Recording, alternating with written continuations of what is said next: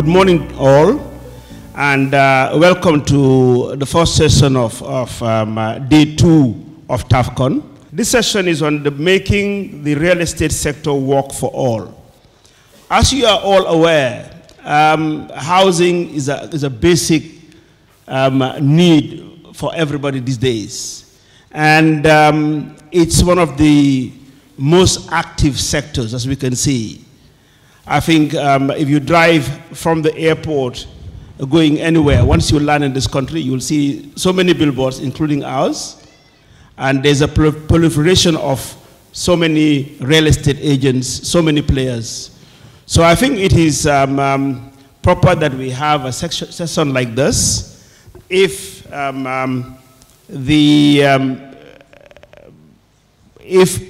TAFCON, to add value onto TAFCON, being giving the fact that we're very active in this sector. What I'll do now, I will give the floor to Mr. Dudumbai, who is going to talk on meeting the challenges of rapid urbanization, highlighting the demographic trends in the Gambia over the years, manifesting the rapid rate of population growth, and in particular, the alarming rate of urbanization.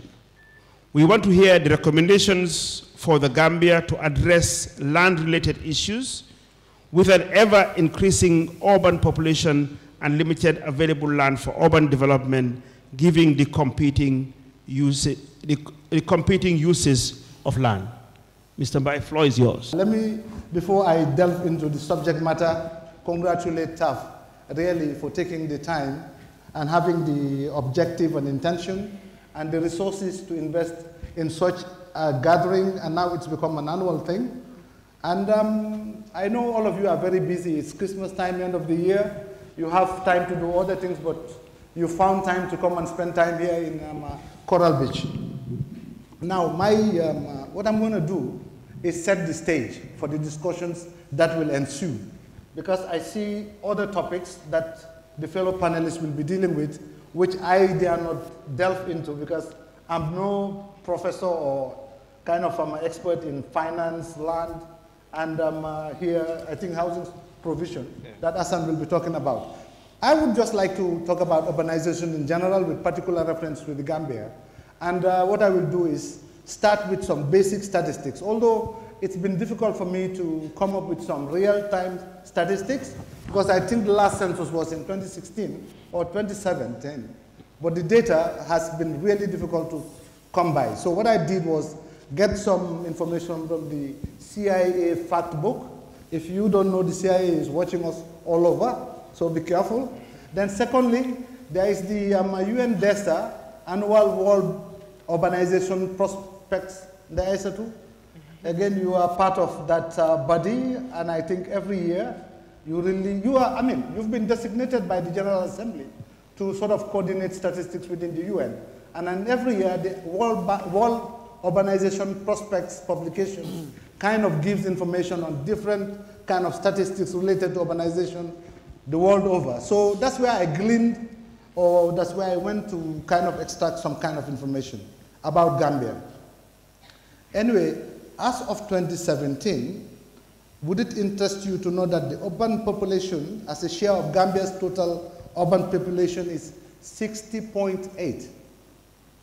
And that's alarming for a country like the Gambia, and I will tell you why it's alarming. Now, urban population in the Gambia increased from 17.4 in 1968 to 60.8 in 2017. In real figures, it means in 68 we had a population of about 425,000 Gambians. Now, about 40 or some odd years later, the population grew to 1.8 million. So it means it grew 3+ times the population it was in 1968, with an annual growth rate of 2.6%. That's not by any means feat a good figure if the government cannot really plan well for its citizens. Now, urbanization, urban development, urban refers to what people living in towns and cities. That's a basic, a simplistic and a minimalist definition of urban or urbanization or urban development. It's a process, urbanization. Urban is location specific. Now, the population, again, 2017 statistics, between 15 to 64 years, the Gambia's population is 53, is made up of this cohort, which is a big cohort, so to say, and it is 52.3% of the Gambia's population. Now, 2.3% of the Gambian population is over the age of 65 years. And it is also, for your information, to know that over half of the population is made up of females. So, yen jigen yen afiopa. And now, what is also very, interesting, and I guess most of you know it, most of us, almost half, or nearly 2/3 of Gambians, live in what we call the Greater Banjul area. Is the mic on? Yes, on. Yeah. And that is Banjul, Bakau, Serekunda, Birkama, and all the satellite villages and towns within this area. And this is a planning term, I think, Lamin, that we developed, I think, in the early 80s by virtue of the physical planning project that was undertaken by the Germans, GTZ. Now, giving you all these basic statistics is just to give you a flavor to sort of appreciate the implications of having such a population and the manner in which it is kind of dispersed within the, the space that we call Gambia.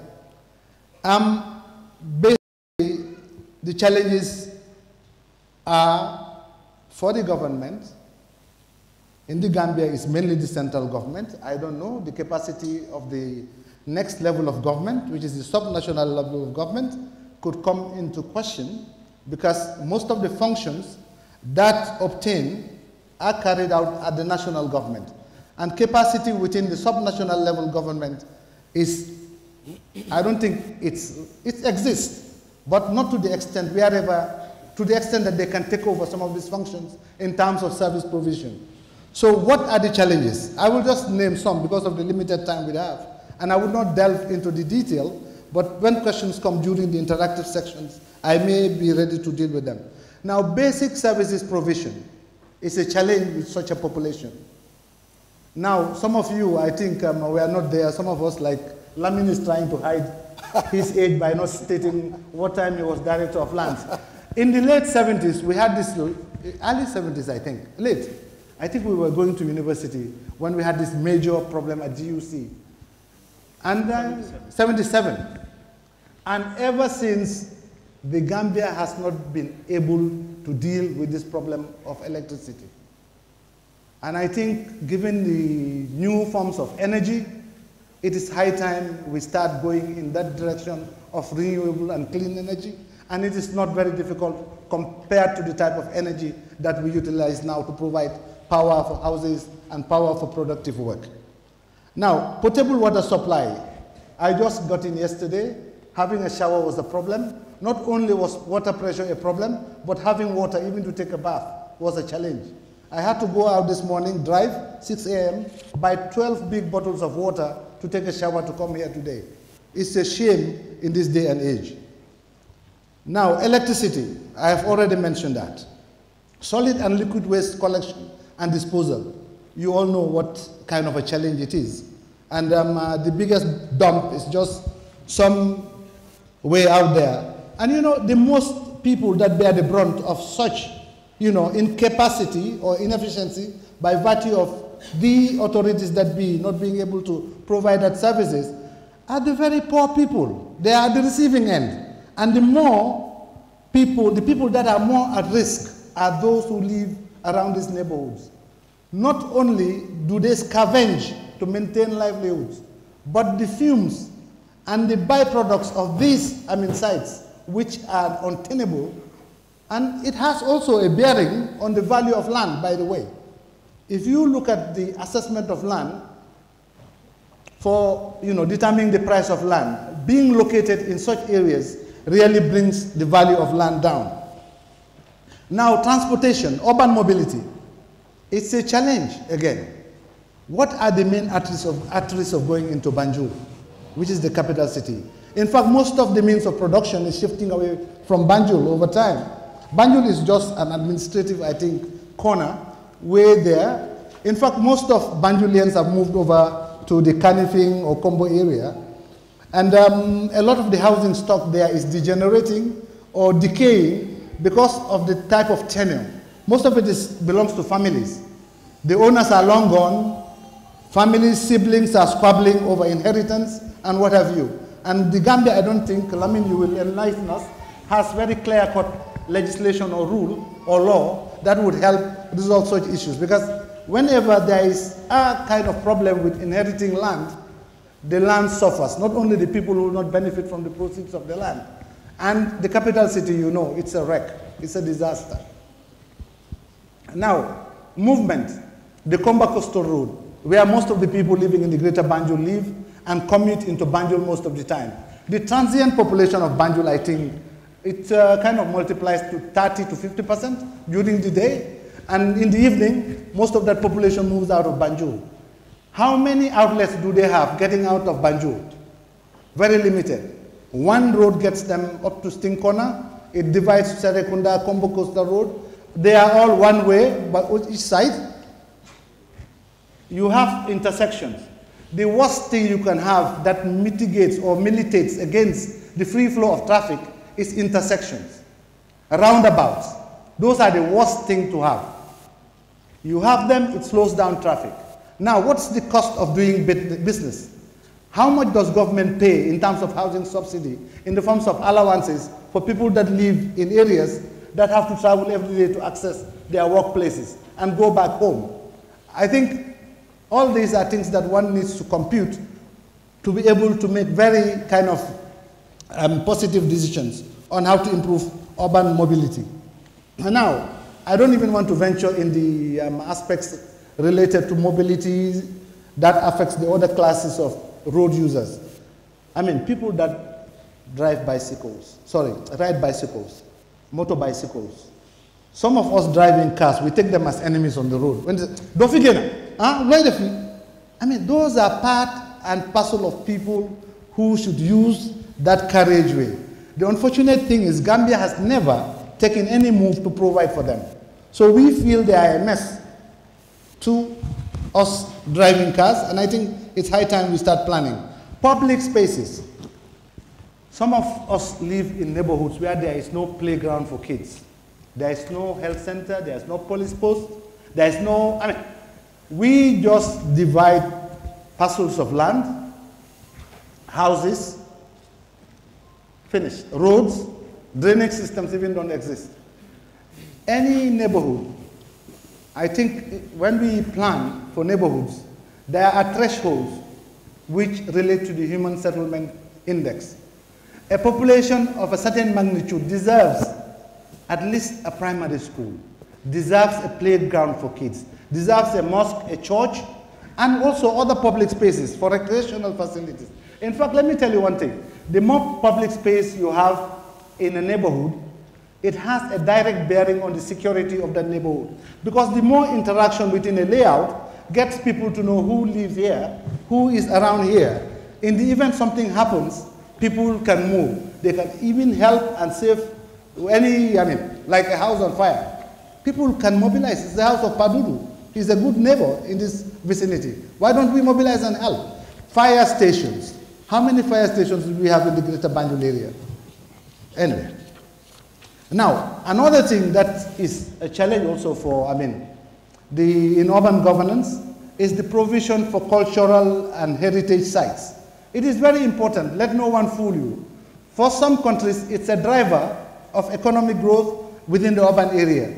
Like if you go to the UAE, Abu Dhabi, for example, the bridges, the Sheikh Zayed Mosque. If you go to Dubai, the Burj Al Arab, the Burj Al Khalifa, these are attractions for any city. When you talk about a city, it is related to XYZ. We ought to have something. I don't think Arch 22 could substitute for that. 3 minutes. Oh, sorry. Anyway, about land, before I miss it. We've been talking about land. There are so many competing uses of land. For residential purposes, for roads, for public spaces, for all these challenges that I've mentioned. Given this, competing uses of land, Gambia is unfortunate. The surface area of Gambia, I think, is about 11,000 square, 11,000 square kilometers. Now, what is left in Banjul? The swamps. I was presuming that in the Combo, St. Mary area, there is land left, but Lamin is telling me during our discussion, there's nothing left. Now, look at the problem that is now obtaining within the Combo-Costa Road with the upcoming Islamic conference. I see some houses minus 22. I doubt very much whether they will even have the space necessary to build the road that is anticipated for this conference. Why? Poor planning, poor enforcement of rules and regulations, which I think we should really take into consideration. It's unfortunate the ministry is not here. Now, I cannot delve into the global agendas that sort of influence, urbanization because of the limited time. But let me just mention SDG 11, which is the SDG, the global development goal that relates to urbanization, says we should be making cities and human settlements inclusive, safe, resilient, and sustainable. And doing this warrants several things, and I will just name them and not delve into them. You need national urban policies. You need urban and spatial planning, municipal finance within the urban economy, and then the ability to implement plans. That's central government or local government. Now, Lamin, I will leave the land aspect because it was one of my issues for you to deal with. Now, how can we change what is obtaining right now with the mess that we find in? I will just enumerate kind of 3 tools from our vantage point as urban planners that we have. One is retrofitting. You go into an area that's already built up, you try to correct the mess, you break down structures, create space for roads, public spaces, and what have you, and designate areas for the different and mixed uses of land, housing and otherwise. That is an expensive way to go because there is a lot of compensation involved. There might be a case load of litigation to go through, and I don't think any government wants to involve in that. The second one is infills. When you have vacant land. Now, for some of you who are as old as Lamin, if you remember Serekunda and Bakau, there used to be a green space between Serekunda and Bakau. Over time, this place has been densified. I once stood up at the restaurant of Silabai's house, where the restaurant used to be, Ambas Restaurant. Can you imagine the level of densification that has taken place in the greater Banjul area over the past 20 to 25 years? It's phenomenal. Without zero services, no roads, no water supply, extension of water supply systems, no public spaces, what have you. We are in a real mess, I can tell you. Again, 2 minutes? Okay, the global agendas that I wanted to talk to. No, the second one is planned city extension that I would recommend. And GAITAF is a good example of planned city extension. Go out of the built-up area. Start influencing urban growth by new development. That is a lever of growth. And one thing I should also bring to the fore, government should be conscious about the importance of urbanization as a process. The fact that government is not conscious about it, they will never pay heed to the negative ramifications of urbanization, which a good example is informality. Igbo town is a good example. I don't have to delve into that. Now, there are various ways of really providing remedial or corrective action, but it's an expensive way to go. In our kind of parlance as planners, we say don't leave today things for tomorrow because they will be more expensive when you want to take corrective action. I guess, staff, I will leave the rest for the interactive session. I had the global agendas like the Sendai framework, the Paris climate change thing, and how they affect coastal communities. All these disasters are happening within cities. Look at Indonesia. The Sunda Straits, Java, in North Sumatra, what happened? How many lives lost? But then, I'm sorry, that was all I got, but I got more. We can exchange later on. Thank you. Thank you. Thank you so much, Mr. Mai. Thank you so much. I think that was quite inspiring. We'll now move on to the next speaker, who is Hassan Jallow. And Hassan is going to talk on providing solutions to make housing more accessible, given the low wages of working Gambians, and the high cost of imported building materials and land. Let me just pack this up. You know, okay, Hassan is our regional manager, and we had a vision last year to deliver 1 million homes in Africa. In Gambia, our target is to deliver 10,000, you know, meaning 1,000 every year. And it's very interesting when you market these things in social media or out in the media. I get different reactions. From Nigeria, what we get is people, you know, ask us to come in. They're interested. Oh yeah, come over to our state. You know, we can give you land for you to build, you know, 1,000 houses, 2,000, 3,000. But one interesting comment I had from a Gambian, you know, in social media, oh, TAF wants to take all the land that we have. We shouldn't give you all the land. So there's one thing to provide housing. There's the other issue of people thinking that you are amassing land. So I think it's good to have this discussion. Also, we do have people who will always ask about affordable housing, that look, your houses are too expensive. But let me hear from Hassan how you plan to deliver affordable housing, especially to the lowest strata of society. Hassan, the floor is yours. Thank you. Thank you, Mr. Ndey. Good morning, everyone. Mr. Ndey is my boss, uncle, and a lot of people don't know, but I'm a twin, and he's a triplet. And so he's playing many roles today. I'll just give you a story. When I was in the US, right out of college, trying to, you know, build my life with the responsibilities of hustling, getting a couple of jobs, wanting to naturally build a home, buy a house back home. I went through the process that I'm sure a lot of you have gone through. Called someone back home, my mom in that case, and said, we want to buy a house. She wasn't very knowledgeable in that, so she had to reach out to a couple of people. We went and identified a parcel of land. I thought it was very expensive. I wanted my dream house packaged and handed over to me for this small budget that I have. And I quickly learned the process of acquiring a house when I went through that. The first thing was to just buy the land. I was told just secure the land. Saved up some money, some tax refund for those of you in the US, put it together and sent it back home. We secured the land. 2 weeks later, we got a call that someone is building something there. So I was told to quickly fence the land and try to get a lease. In that process, you have to go back and forth to different offices, know somebody there, which my mom at the time couldn't, so she had to probably brought somebody to go and do. So the process of acquiring a home, acquiring a land or a home in Gambia is very difficult, as we can all relate. Some years later, I now play into the other side of being in the real estate sector.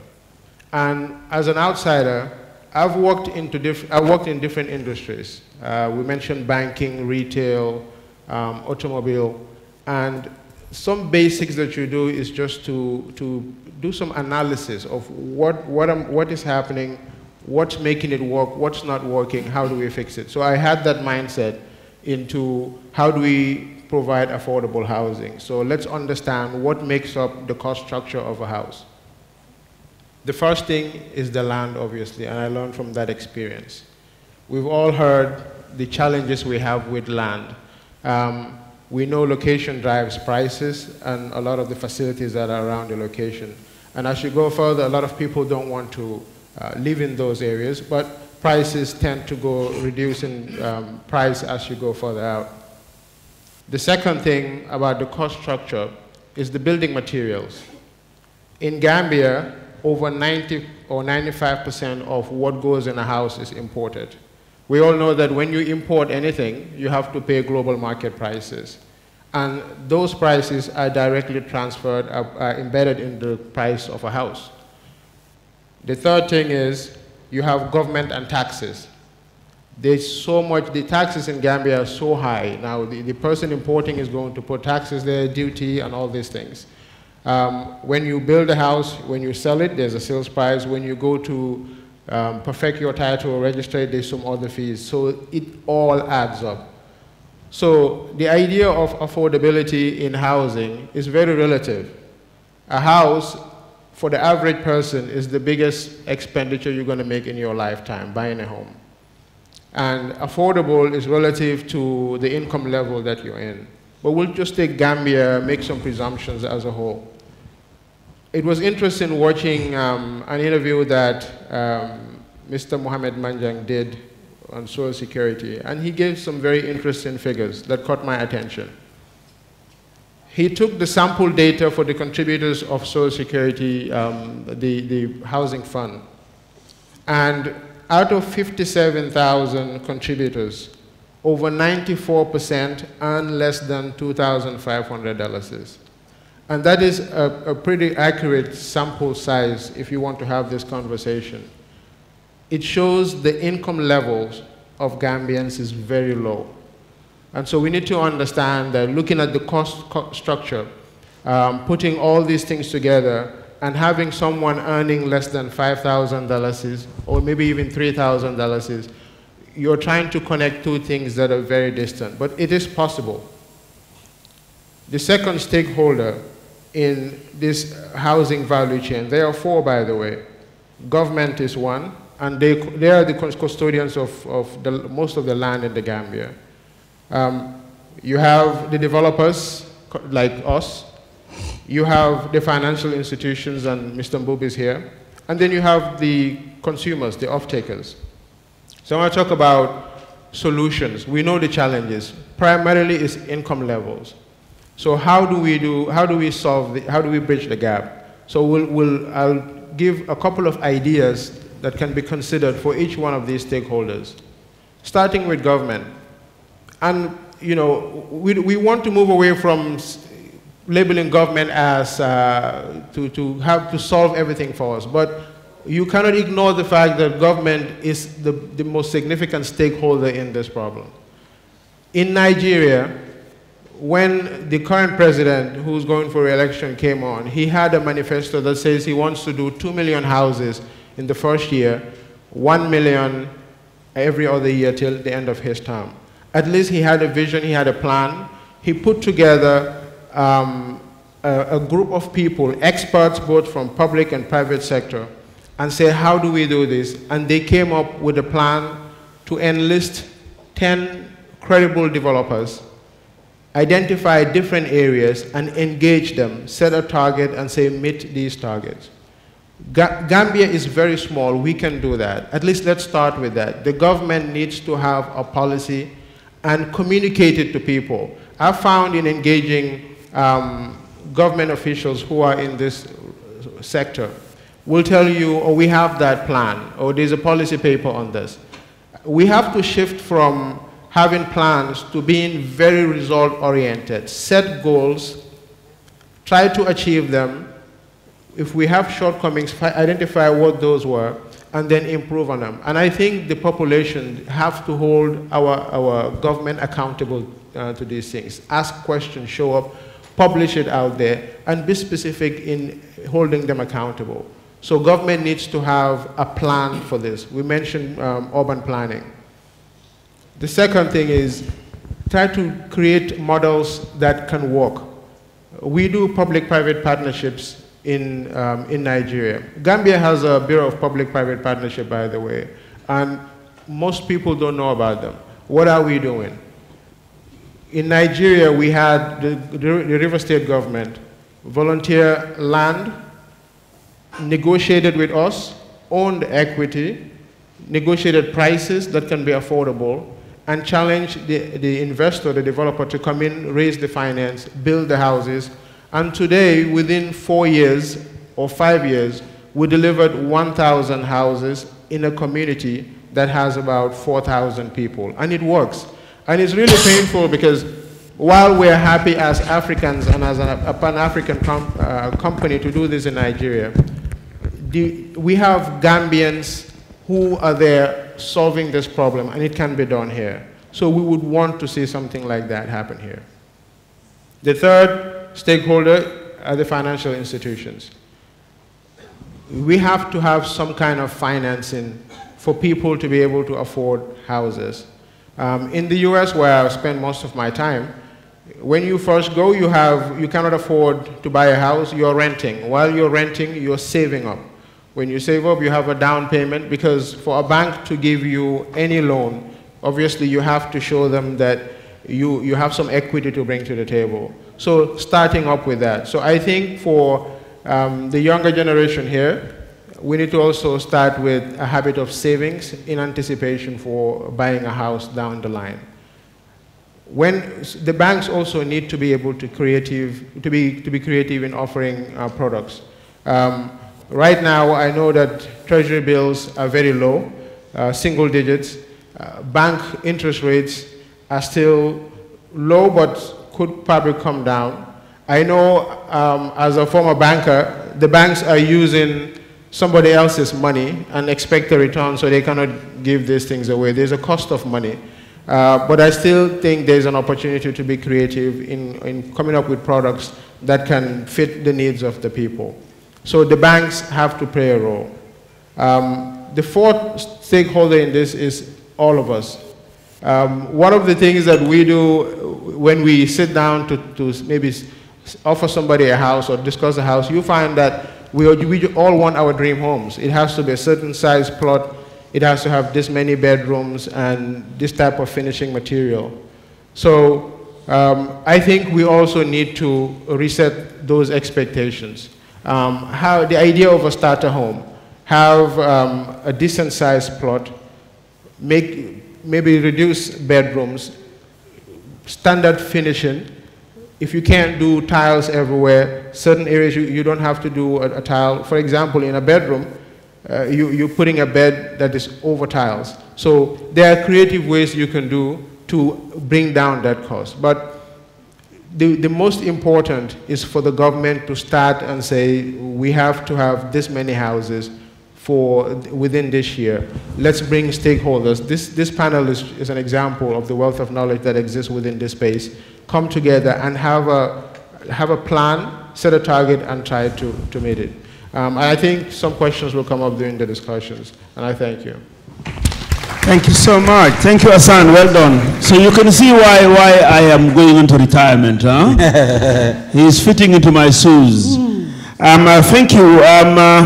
Let me recognize Saul Fraser of Global Properties. I want to get you prepared. I'm going to put you on the spot. Whether you want to ask a question or not, I think Saul has played a big role in this country as being the leading real estate agent here. So I think it's fair that in a setting like this, when we come to opening the floor, whether it's a question or contribution, we'll give you a minute or two. So you better start thinking of what to say in your mind. Now, let's move on to Mr. Mbub. Mr. Mbub is going to talk on financing housing development in the Gambia. As Hassan said, you know, interest rates are high, and houses, hardly can you buy houses, you know, cash down. It would have been nice to have good mortgage rates, mortgage facilities.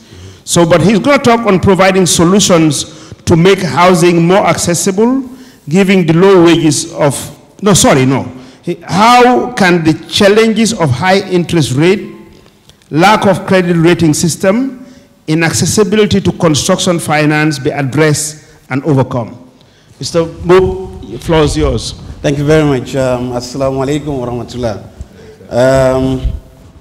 What Mr. Njai said, I thought actually I was going to have a congregation to start the Gamo. But I don't think anybody will answer. I can see Pasidu at the other end. So if I say, wa innahu is aradallahu nas'atana abana min nuri nuri nabil alami, somebody was supposed to get up and sing, and then we will continue the Gamo. But he's another time. So, but yes, thank you very much, Tafcon. As I said, I was whispering to Seno this morning that I've never seen this setup other than in an international setup. This is properly organized. And it's indeed a very, very, very good networking event. I missed my classmate, Ahmad, 20 years ago. I'm seeing him for the first time after 20 years. And then but we didn't talk about how we metamorphose or how we change in shape and sizes. But that was interesting and good to just have this. The greatest challenge we have in the Gambia in terms of interest rates, and then again, this was highlighted by the keynote speaker yesterday. If you see Rwanda, and he talked about fiscal discipline, you know, the coordination of the monetary policy and the fiscal policy, it's very important. You cannot have a housing system that will really work without a benign, stable macroeconomic conditions. That's just not going to happen. The good thing, and then the reason why banks now have started considering doing mortgages. I like it when Mr. Sosa said we need to be more innovative and proactive probably.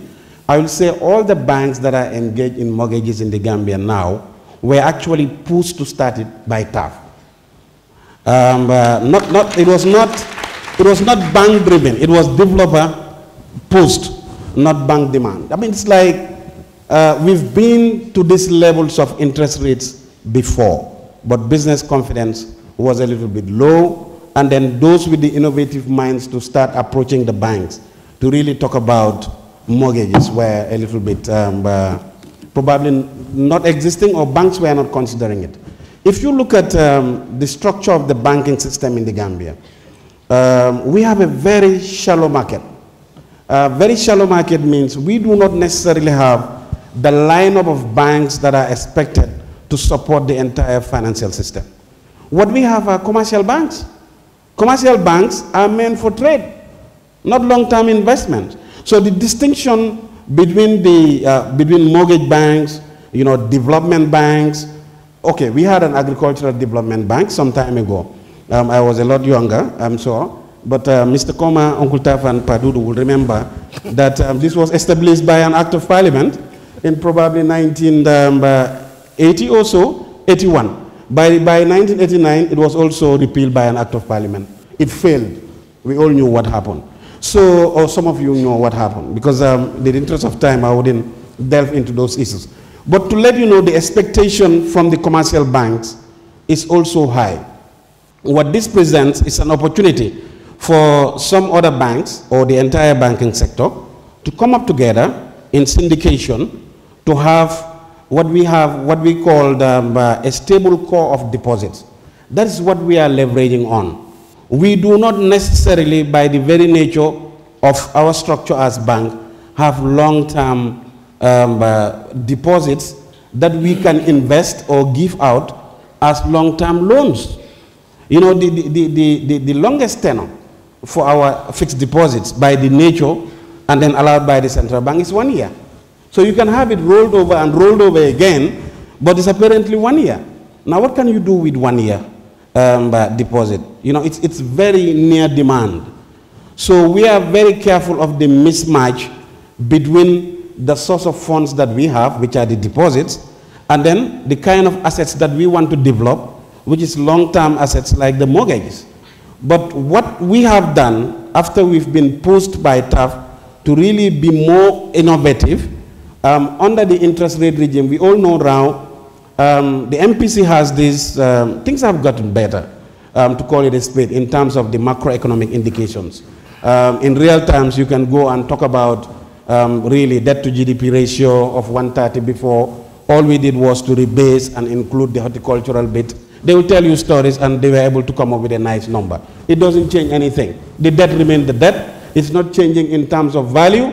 They are just toying around the percentages, and government must stop that at the end of the day. If they really want us to move, they must take some very strong prudential and fiscal discipline and consolidation and coordination with monetary policy of the central bank, which there are signs of liquidity stress already.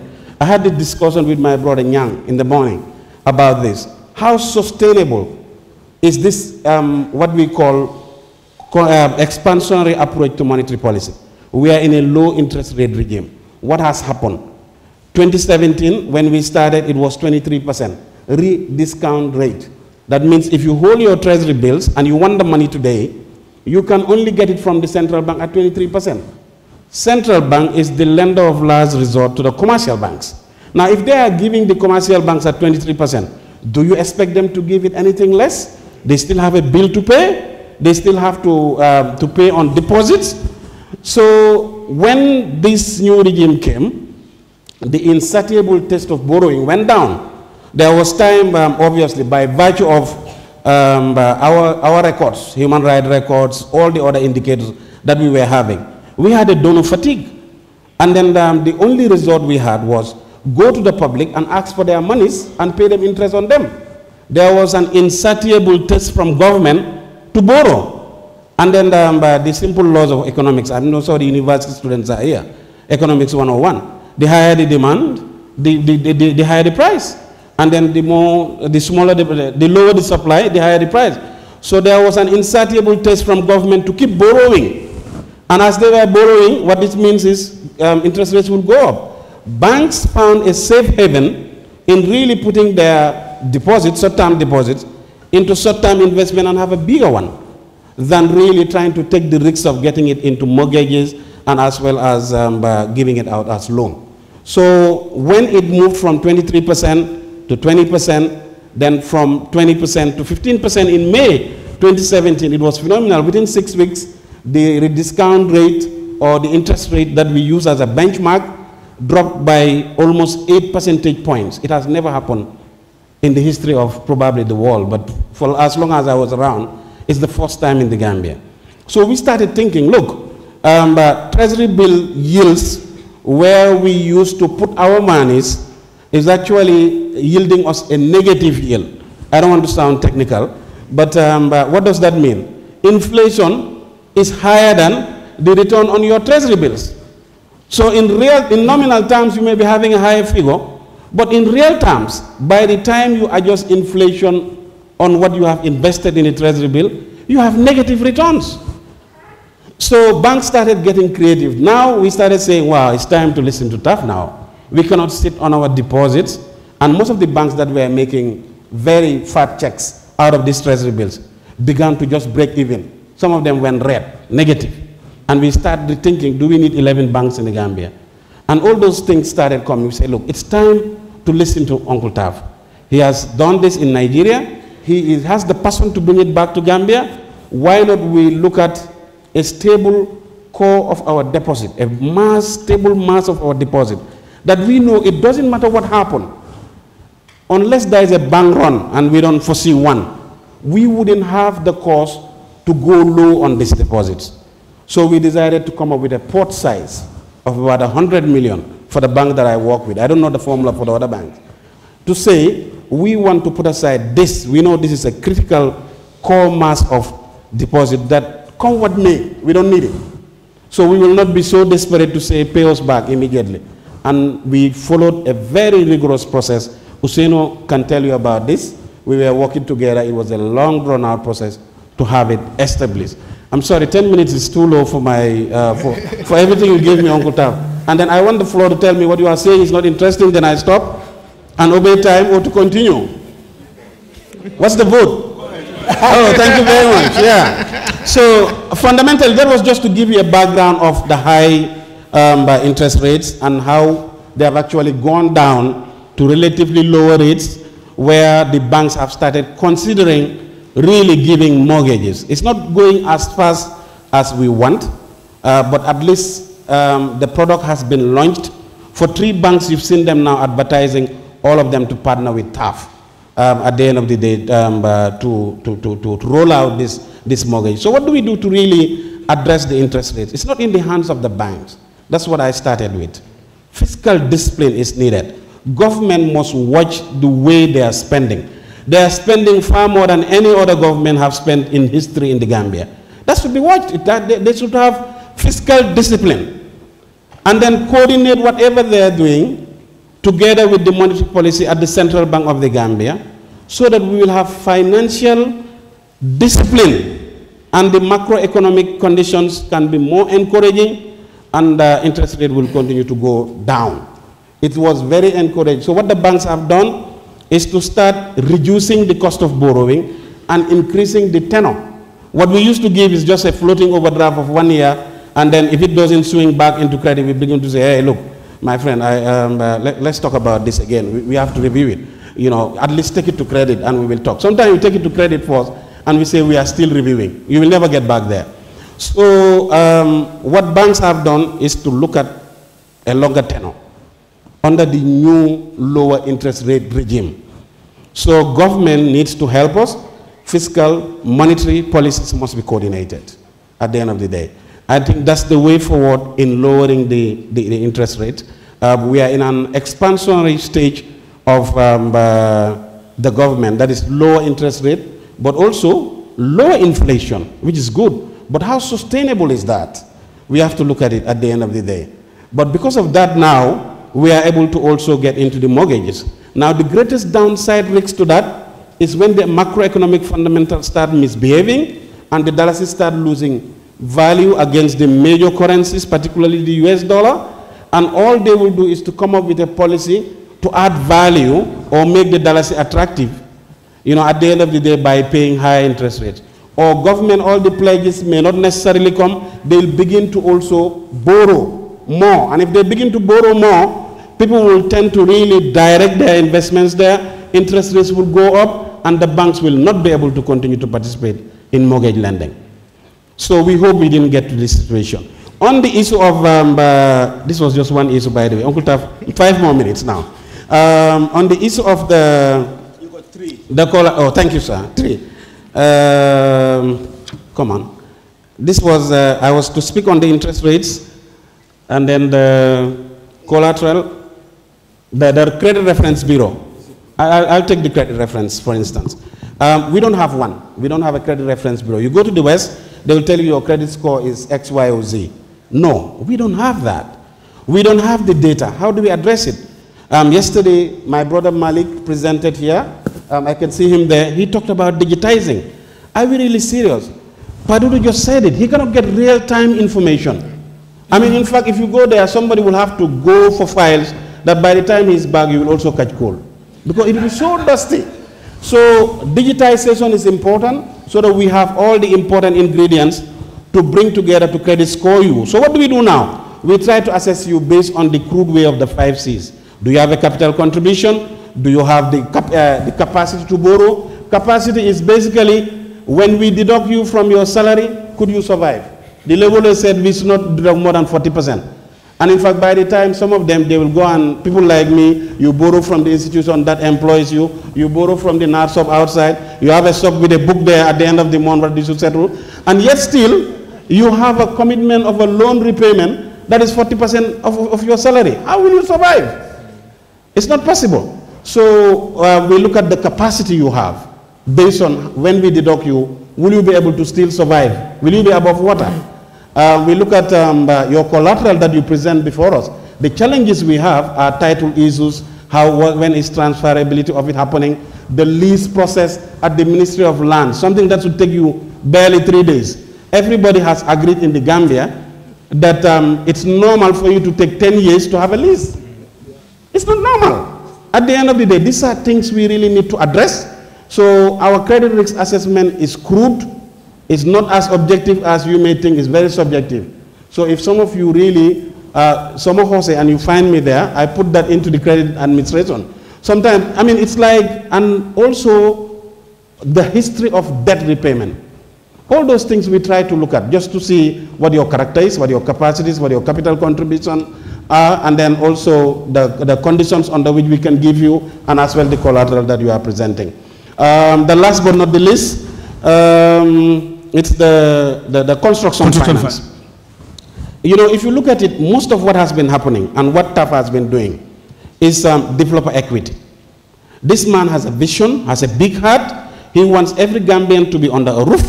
Whatever he has, he puts it into equity contribution to create the space for you and I to be there. That's not sustainable.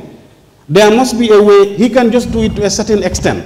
The person moves it, but surely, like Hassan said, we really need the banks to come on board. Yeah, we have to actually increase it, whether it's going to be bank-based funded or bond-based funded. But the shallowness of this market doesn't provide for any alternative sources of it. The mismatches are high, and concentration risk is 25% of our capital. Then you enter into what is called single obligor. the limitations from the regulation side.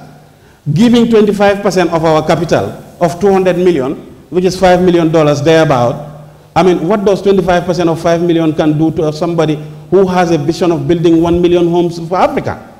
So these are regulatory barriers. We're trying to look at now, how do we syndicate as banks and then make our capital bigger and also coordinate or consolidate our core critical mass of deposits so that we'll be able to support the real sector bigger and better. But as I said, we cannot develop the housing market without a stable, benign macroeconomic condition. Thank you very much. Thank you so much. Thank you so much. You better also be ready to khutbah the Jummah, huh? Because you took us late. So if we cannot make the Jummah, then you will khutbah and lead us in prayers. Thank you so much anyway. Now finally, not the least, we have Mr. Lamin Koma and our doyen, who's going to speak on land administration. A look at the broad range of issues concerning the various levels of administration of land and some of the outstanding challenges facing the housing and real estate sector. Diving into the existence of the current flurry of real estate developers and its implications to the economy. Challenges for real estate players to consider as a housing provider in the context of national development and administration of land. Mr. Koma, floor is yours. Thank you very much. Good morning, everybody. First of all, I think my task has been made very easy. Putting me last as a speaker, giving me a topic that will just put together everything that has been said. Is land administration. So it's a question of summarizing what everybody has said here. But before I start, I have one difficulty trying to say something about somebody who has accumulated a lot of accolades along the way during his professional life, which is tough. We've started work together, as he said, with his first project of food gardens, etc. Which he wrote, yeah, Jara, Bamba, and all that stuff. And he's all along the way accumulated a lot of accolades. So I don't think I can add any more value by saying thank you very much, Taf, for your contribution to national development in housing, which is in fact a right. Now, I'm dealing with a topic that is very diverse and complex, and I'm not sure whether I can do justice to it and be as lively as all the speakers have been. Because land is a commodity that is conceptualized in various ways. For example, one can look at land as types of ownership, as a bundle of rights, which has some legal definitions. And as you know, legal definitions always have some complexity, some level of understanding. You can conceptualize land in the context of the types of uses which are competing, as we have been told by Fatou.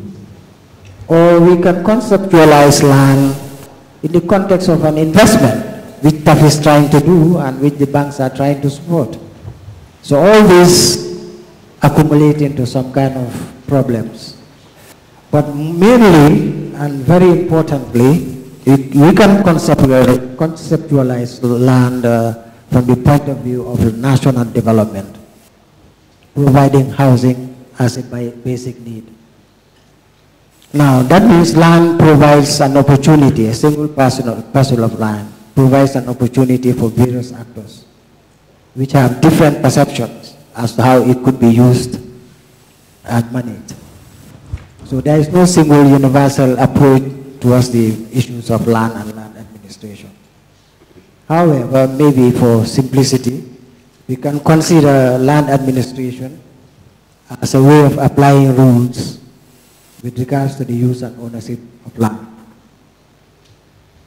Now, viewed from these multifaceted points of view, We can see land again in terms of functions, like legal and judicial functions that are associated with land, in terms of dispute resolution, or regulatory functions, development control, physical planning and development, or fiscal policies, not only for bank financing and raising capital, but for taxation, which should be adequate for government to provide the necessary social services, or institutional functions, policy guidelines and framework, which it seems is a bit lacking in the country as is being lamented. Or from an organizational point of view, the agencies that participate in land, from the individual communities, district and local authorities and central government, which all have competing uses and control over land. Or even technical functions, where you have a lot of professionals engaged in the use of land, starting from the investor, the designer architect, the person who will demarcate the land, the surveyor, the person who will put quantities on the cost of development, the devaluer, etc. Now, with all these approaches to understand land administration, a commodity, land is so visible. It's one visible commodity that everybody can look at. It makes it very difficult really trying to make it, as the topic says, trying to make it good for everybody.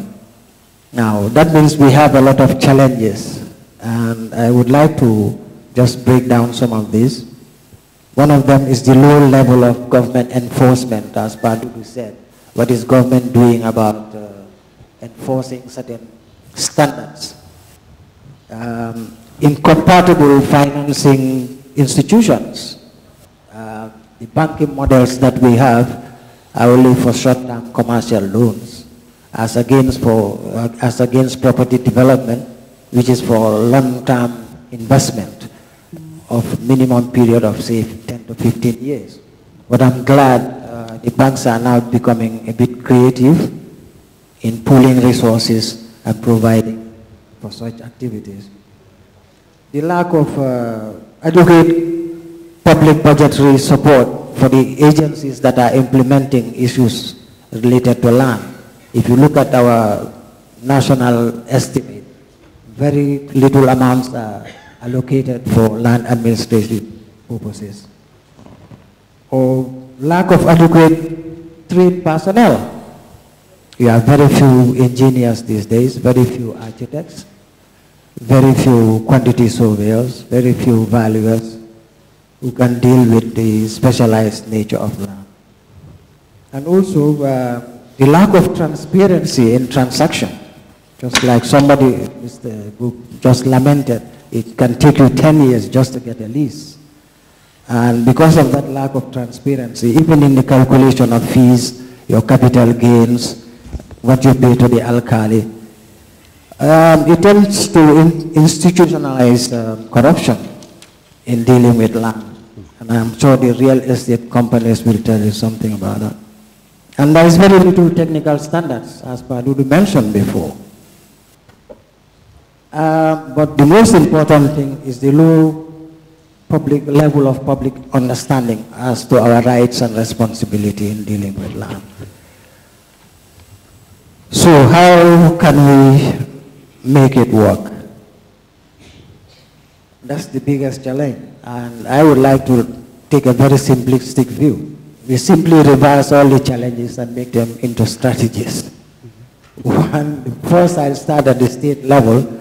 There has to be the political will or consciousness for reform to update the regulatory framework for land to be administered properly in terms of its use, like zoning, physical planning, to provide adequate budgetary support for the agencies to be able to implement their strategies, capacity building, for training, and for other policy implementation, and to have a policy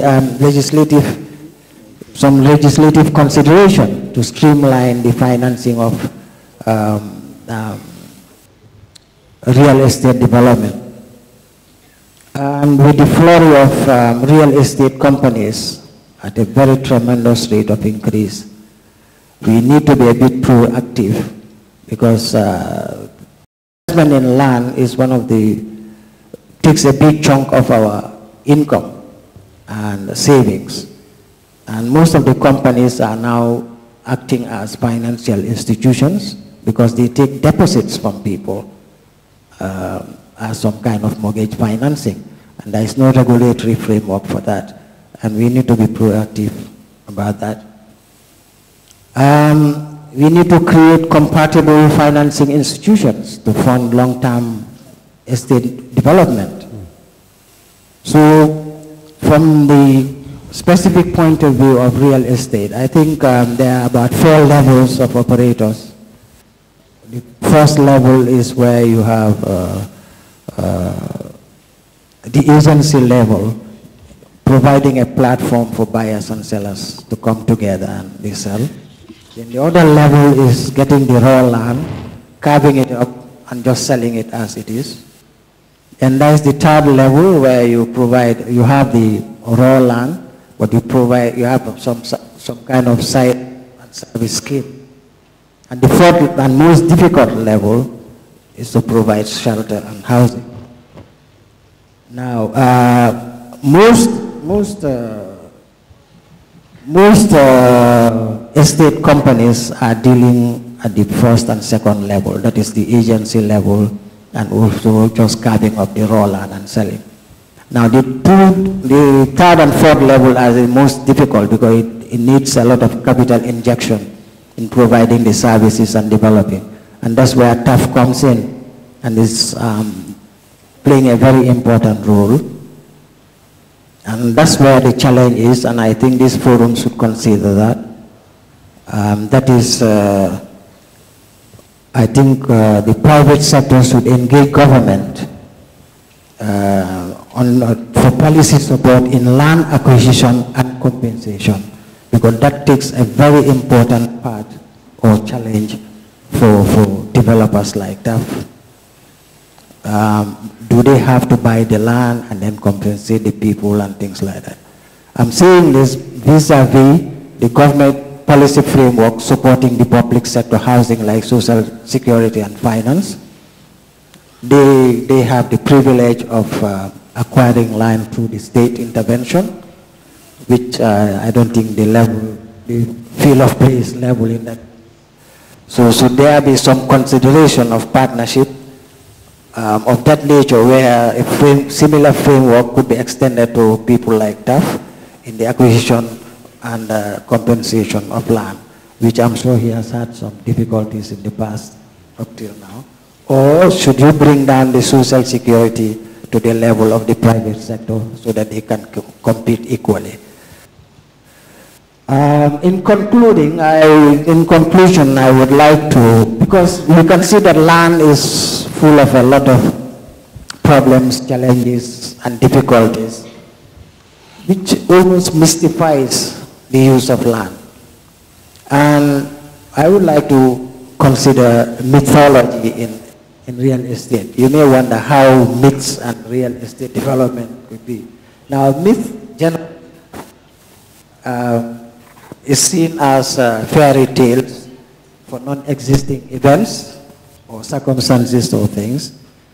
But myths in pre-modern times had a reason and purpose. They try to explain or surmount challenges of issues that they have not been able to explain properly. So in our case, for land, the challenges of understanding its dynamics can be a bit mystifying.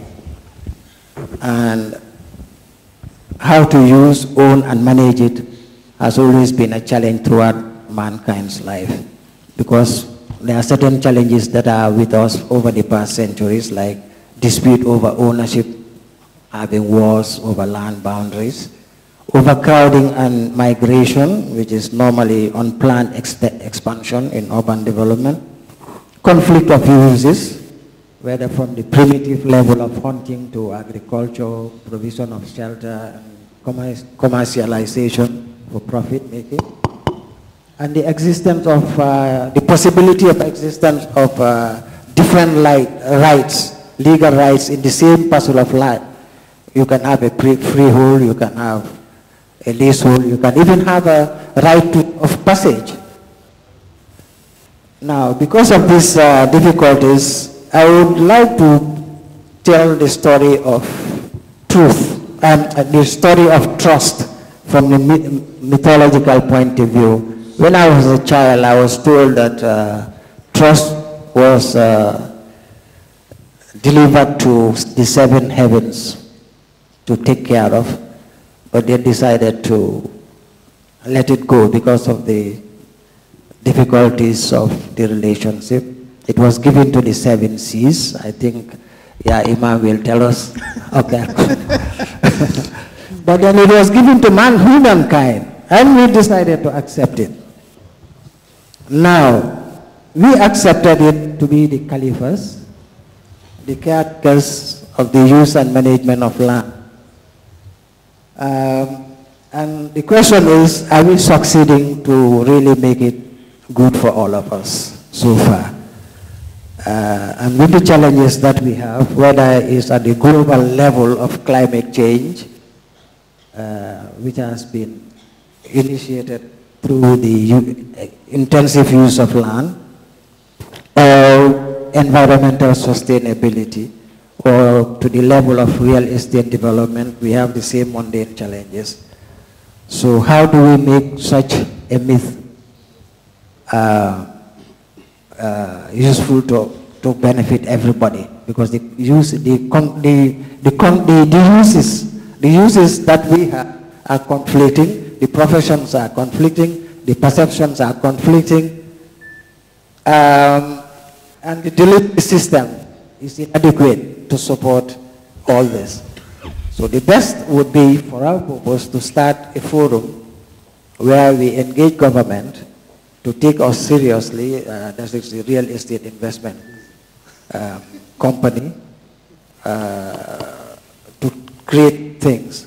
One is to provide the enabling environment, as he said, in structuring the financial institutions to provide long-term financing, and also to be able to support the policy framework that will make transaction more transparent and easy to deliver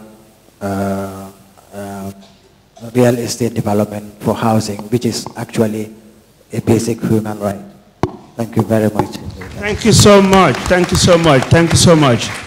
Now, I'll take it up from where you left on the issue of engaging government. I just want to put on the records that we invited the permanent secretary, Ministry of Lands and Regional Affairs, to sit on this panel. But he sent his apologies. We even asked for him to be deputized, but they didn't respond. But I thought a forum like this would have initiated, dialogue that we positively want for the delivery of housing and management of lands. But we will continue, we'll persevere and engage them. Now, we're definitely running out of time, so what I would suggest is that we will invite the public to ask questions. Please be brief and short, or make comments. Good morning, everybody. My name is Saul Fraser, as my uncle and sort of mentor just mentioned. Just to say a few words about Mustafa Njai. We're very, very grateful to have him because he paved the way for the real estate industry in the Gambia. So he's giving people like us courage to come back home and do what we're doing. But just to clarify a few things. First of all, yes, we started as a mere real estate agency, selling properties on behalf of other peoples and doing minor developments in terms of site and services. But over the years, we've actually transformed ourselves to just from agency to actual developers. We are now doing our major development in Tujereng, where we're developing 200 units, which is entirely and solely by Global Properties and no other partners. But from 11 years to where we are now, we've been partnering also with other developers as well. So basically, we came from nursery to now actually obtaining PhD in development. So thank you very much. This is my third TAFCon I've been attending. I think the first one was very, very interesting, and I'm very, very impressed to see how it's developing from where it was to where it is now. And I look forward to what it's going to become in the next couple of years.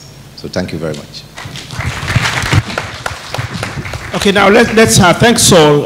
It seems you don't have any challenges. I would have thought you have mentioned the challenges that you're facing. But okay, let's move on. Thanks for your contribution. Let's have people to raise their hands. Since we've started with Saul over there, on that block there, we've got one there, two, Mariam, you want 2, 3 there, 4, somebody there, 5, 6, okay, 7. I'll add an extra, huh? Okay, give him the mic, please. Good morning. My name is Abdukarim Jallow. Thank you, TAF, for this great event, and thank you to all the panelists for your brilliant contributions and presentations. Now, I have a number of comments or questions, if you may take them in that way. My first observation is on the output of this conference. Now, TAF, you are doing a great job. You have put together a very wonderful environment where people can come and dialogue and exchange ideas. But I'm just interested to know what is the output of this conference. For example, you just said you invited the permanent secretary from Lands, and you were not able to get him here. And you know, so many important things have been discussed here, from technical, policy, you know, regulatory matters. I mean, and most of those things have, you know, would need government involvement. So if you organize a platform like this, which is a great platform, I believe that it would be very important that there can be an output, like maybe a white paper or a report that you can deliver to government. So even if you do not get them here, you get the report to them, you know. I think that should be something that you can consider if it is not there already. The other thing I wanted to talk about is the coexistence of residential and industrial facilities. I mean, as we are growing, urbanization is very fast happening here in the Gambia. And I have started seeing some industries that are within very close proximity to residential areas. And these are things that we have to be very concerned about. For example, in the UK, there was the Flixborough incident where a manufacturing plant exploded, and so many people within the residential areas suffered. Some people even died. If you remember a few years ago in Japan, there was this plant that was almost about to erode, and there was a big concern globally about those things. So as we are moving very fast on global urbanization, we need to think about how we take care of the coexistence of residential and industrial facilities. The other thing I want to talk about or add to is the town and urban planning. Mr. Mbai, you brought up very important issues about town and urban planning, road networks, transportation. So my question is, probably yourself and Mr. Koma, who have worked at the lands department, may help us to understand. When you do at the lands ministry, when you do town and urban planning, do you involve the major stakeholders? For example, the alcalos, because if you look at the land system in the Gambia, it is majorly indigenous land tenure system. Do you involve the alcalos? Do you involve other people, for example, the transport union and so forth, in terms of understanding some of the things that you put together for those, for the town and urban planning? And Mr. Mboob also mentioned credit reference. I just want to add on to that. Credit reference is very important, but there are other things that we also need to think about. Sometimes we need certain things and we forget about some of the foundations that we need to put together.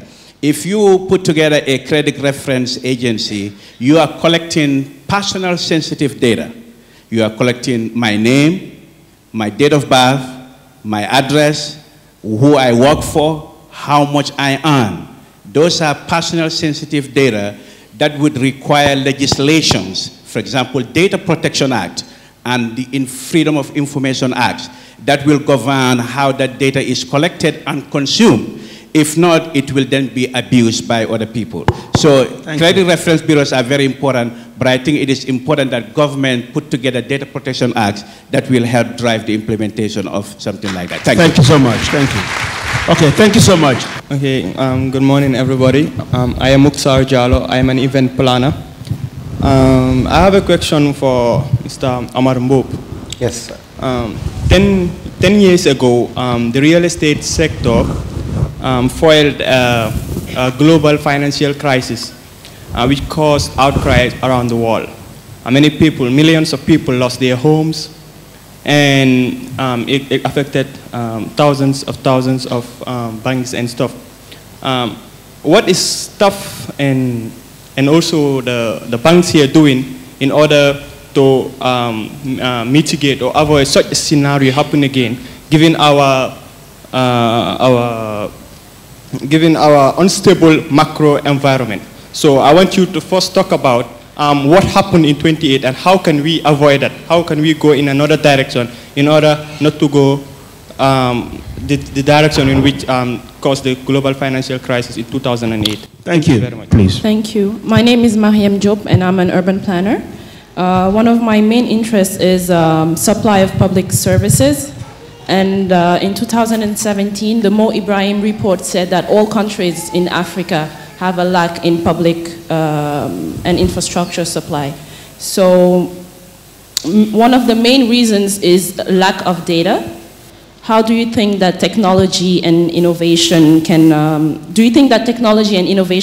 fill that gap and help the government solve that problem? If yes, how? And also, I believe that the government cannot do everything by himself or itself. How can we use the private sector, civil society, and each citizen to take part of that effort of improving the infrastructure level in the Gambia? Thank you. Good morning. My name is Modou Toure. I work for the International Trade Center under the Youth Empowerment Project. Once again, I will join the others to thank Uncle Taf for this wonderful initiative. What I wanted to say is, as some of the speakers have mentioned, the major challenge for owning land is the cost, or housing is the cost. And Saswasa has mentioned about the chunk of what is used in building a house is important. So is the real estate sector or the developers thinking of strategies in which local materials could be used to build land? Thank you. Hello everyone. My name is Fanta Jawara, proprietress of KJ Cupcakes. My question goes to all the panelists and all the people in real estate currently. I understand that this is a chance for a lot of people to go into real estate and invest, build houses. But in this process, is there any policies that or initiatives in your businesses and in the association? Because I understand that there's a real estate association. So what are you all doing in terms of environmental conservation, as well as leaving extra or reserving space for future expansion?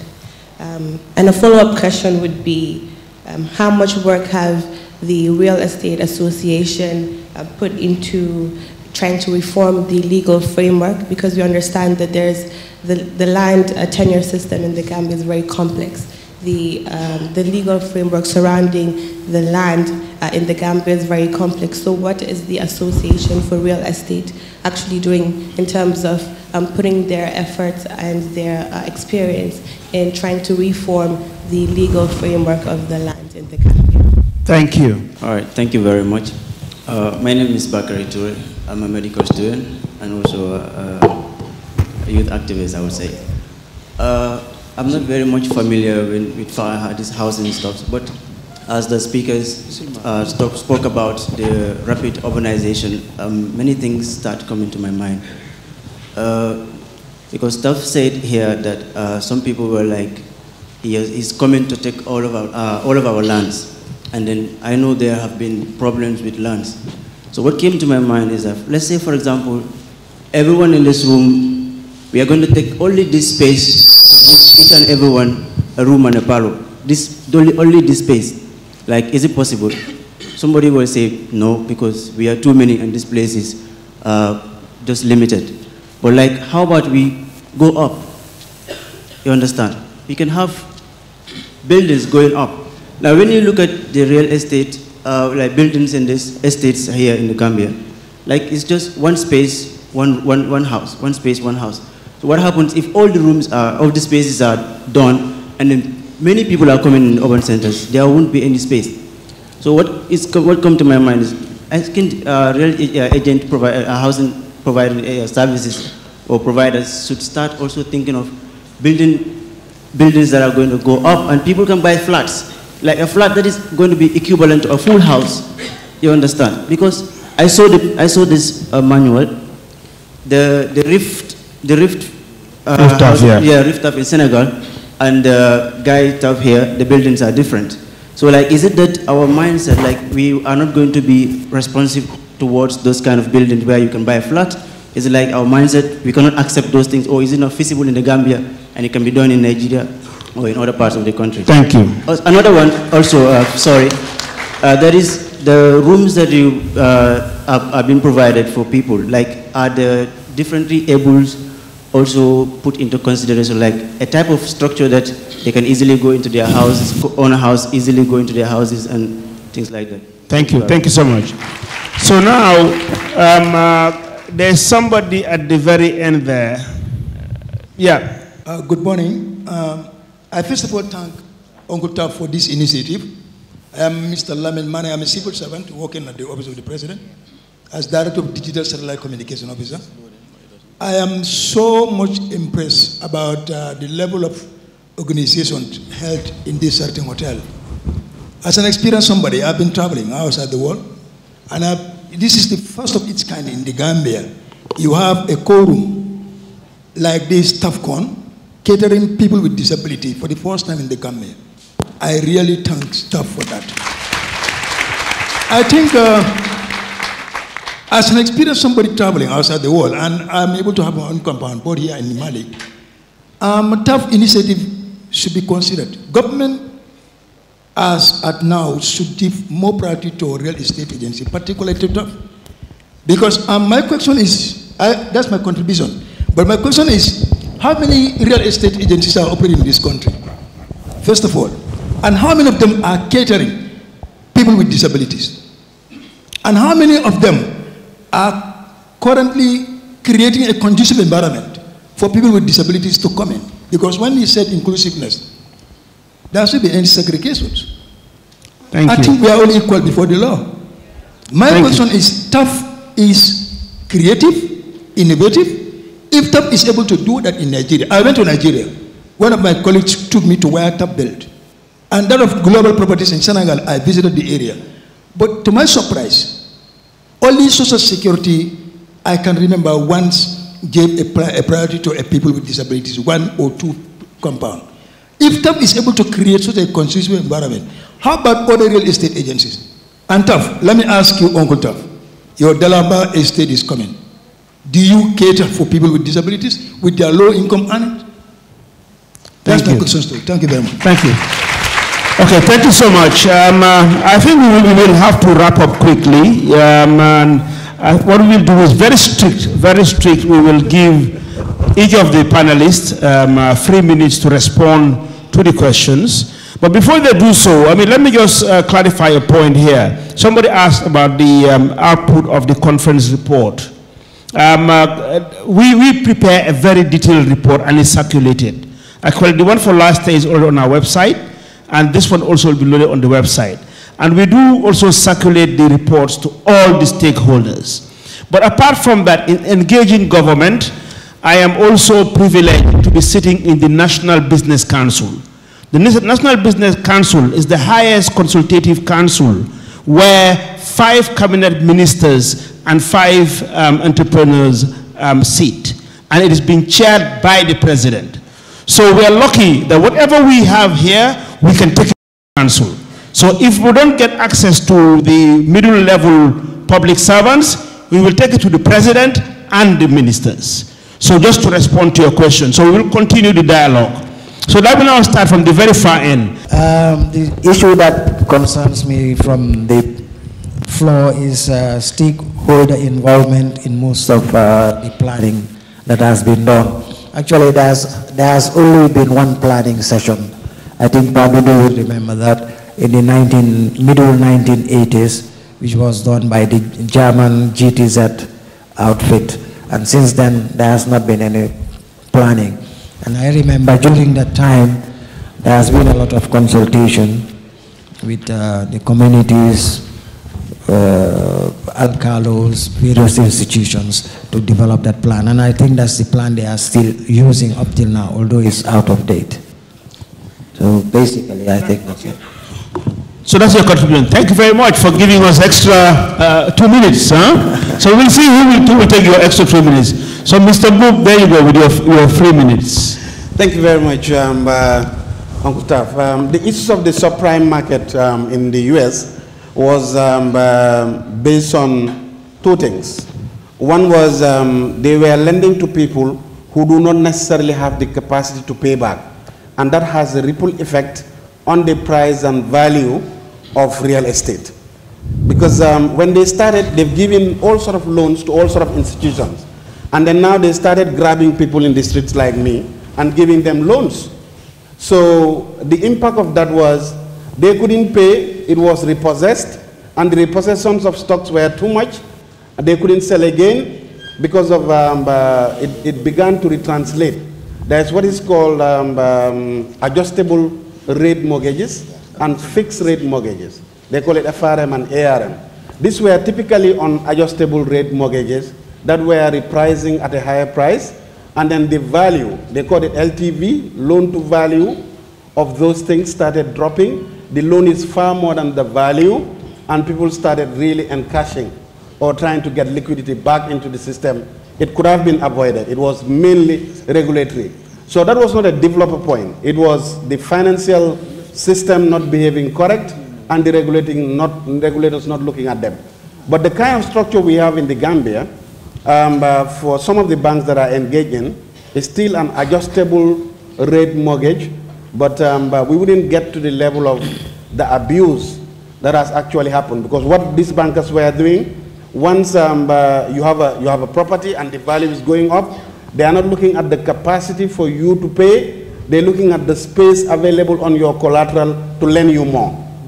So this has actually crystallized to a point that the loan values were more than the actual market values. And on the registration system, I'm not sure whether that addresses your question. On the registration system, as financial institutions, KYC, know your customer, it's a must on all of us. So these are data that we handle. And I agree with you, Mr. Jallow, that the regulations should start looking into all these data protection acts and dust them out and ensure that really we don't just lose them to third parties. But we are far from digitizing. And then that's what the likes of Mr. Malik who are going to help us do it and capture data well. And I'm sure the experience there can always be imported to ensure that we do not fall victim of the Data Act. Thank you so much. Okay, great. So let's move on to Hassan. Hassan, your 3 minutes have started. Okay, so I think there was a question about building up. And yes, this is what was done in the Rifta project in Nigeria.